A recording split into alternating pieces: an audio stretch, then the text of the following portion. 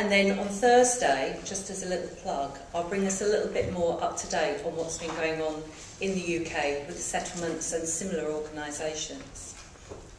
So Stefan has asked me just to give a little bit of the history of Toynebee Hall, and I'm going to try and make it a little bit current with 2012 as well. So Toynebee Hall, as I think many of you would know, and I think there's many experts on Toynebee Hall and the origins of our movement, and I'm certainly not. So I kind of pick the bits that particularly interest me or feel really relevant to the work that we're all doing today. So sadly, Arnold Toynbee died in 1883, the year before Toynebee Hall was actually opened. And he was great friends with Henrietta and Samuel Barnett, that many of you will have heard of. And together they did work in the East End of London and had this view very much that more privileged classes in society, of which they were very much the more privileged classes, to address poverty, they actually needed to engage directly and live alongside local people. And so our movement was born originally as a university settlement movement. Arnold Toynbee was an Oxford historian who sadly then died sort of very young. But I think he would be amazed today of the legacy that he has left. And I think throughout the week we can often think, actually, what would Arnold really be making of what we're all up to today? And those sort of early principles. So Samuel and Henrietta Barnett really believed that poverty needed to be tackled, particularly through learning. And I think it's really appropriate, having heard from the ex-Minister of Education, that actually how relevant that is here today, being in such an educational establishment. But also through the arts, and that the arts should be appreciated by everybody, not just the privileged classes. And that Toynebee Hall and then the settlements that followed should be a place to learn and for learning. So not just for the working classes to come in and learn, but all of us are always on that journey of learning. And the Toynbee influence, there's many of you will be familiar with some of the people here on the list.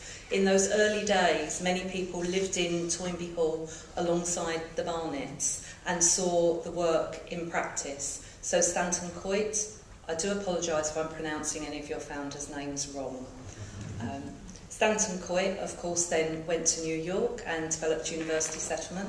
Jane Addams went to Chicago and developed Hull House. May it rest in peace. It's really tragic what's happened to Hull House this year. Pierre de Coubertin, who I'll come back to in a minute, so people can be thinking what he's known for and his connection to our movement.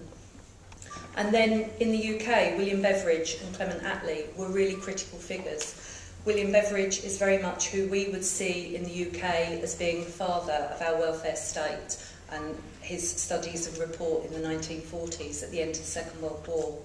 Clement Attlee was then our Labour Prime Minister after the Second World War, and actually put into action what Beveridge had set out. And both Beveridge and Attlee had lived in Toynebee Hall for a time. All of them great sort of social reformers, big political influencers, lots about learning and justice, and that feels really relevant today in 2012. And picking up on what Michael was saying, is maybe the political influencing is something we need to be remembering and doing a lot more of again. So, Pierre de Coubertin, does anybody know what he is famous for? Yes, for the Olympics, which is why, being from London, it is 2012, I thought I've really got to mention him.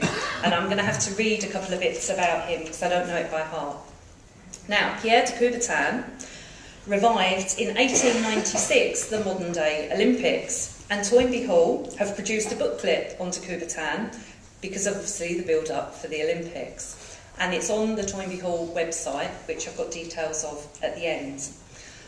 So I'm going to quote directly from Toynbee's booklet. Coubertin was much struck by the intermingling of Toynebee Hall residents in the community and by its emphasis given to both education and sport. And again, that education link with the building we're in now still stands the test of time. They left him convinced of the role of sport in promoting both personal and cultural change. Coubertin's time at Toynebee Hall and the other educational institutions in England inspired him to make the modern Olympic Games more than just an international sporting event. And certainly with London 2012, with the Cultural Olympiad, that's certainly what people are striving towards. But a lot of that feels really relevant again about us bringing people together. And Toynebee have found an old quote from de Coubertin, which I've actually put the whole quote up, but I will read it. But it just strikes me as quite amusing with the gathering that we're having. So remember, this would have been before the Olympics, the modern day ones. This would have been about 1890 that de Coubertin was at Toynebee. The most curious part of Toynebee Hall is unquestionably the drawing room on the ground floor, which for those of you that have been to Toynebee Hall, you'll know it is still a very impressive building. And little plug, for those of you that are coming to England in November, you will get a tour of Toynebee Hall so you can see it. This space of worldly elegance contains much that it is believed that the working classes remain indifferent to. So that idea of bringing arts and education together. In this place, many close links across the classes were developed, and many friendships too were formed. Beliefs have joined these different men who fight for the same cause. And again, it's our beliefs in the settlement movement and what we can achieve together that's bringing us all here today. This is particularly so after evening dinner. Once, for example, the residents invited the executive committee of the Cooperative Society to join them. The men brought their women, and everyone had a wonderful time. And I hope, as after dinner this evening, I'm pleased to say there's probably more women here than there are men. So some things certainly have changed in 100 years.